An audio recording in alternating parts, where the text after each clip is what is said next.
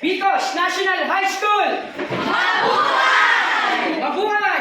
Bicos National High School! Opo ang lahat. Let's talk about emotions. What are emotions? Isipin nga muna natin kung tayo'y walang pakiramdam. Paano kaya kung tayo ay hindi nakakaramdam ng galit, ng saya, ng pagkagulat, ng pagkadismaya? Sa palagay nyo, anong magiging tayo? Magiging para tayo robot. Gaya ng narinig ninyo, AI. Yung AI. Robot yun eh. Computer yun eh. Alam niya lahat. Marami siyang alam.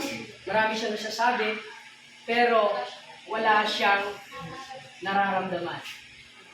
Para siyang genius sa math. Pero hindi niya alam ang oras.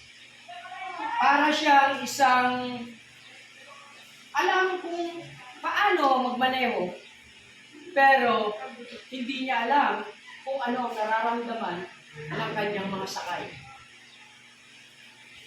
Ang isang emotional na tao o emotional mature na tao ay mahirap makita. Gayun din yung mga tinatawag na immature.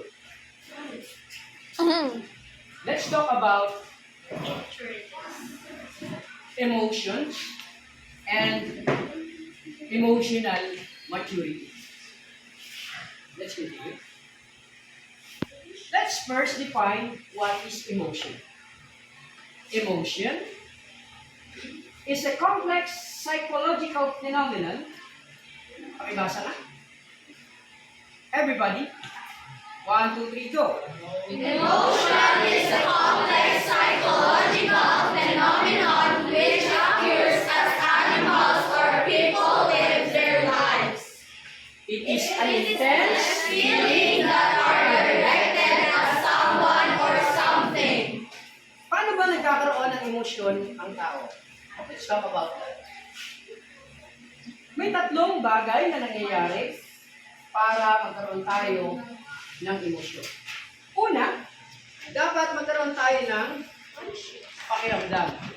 Ayon sa aking research, ang pakiramdam ay unang nangyayari sa ating isip. Ang ating mga sensory feelings, sensory organs, ay nagsisend ng signal sa brain, tapos nagkakaroon tayo ng conscious experience.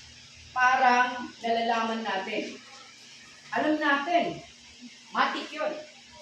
Tapos, nagkakaroon tayo ng expression. Maaaring tayo natutuwa, o maaaring tayo ay hindi natutuwa, o nagagalit dahil sa isang naramdaman. Tapos, nagkakaroon ng actions yung ating katawan. Our body reacts. Alam nyo, na may nabasa ko sa research, kung daw na kukontrol natin ang ating reactions. Pero yung ating emotions, automatic na ating nararamdaman.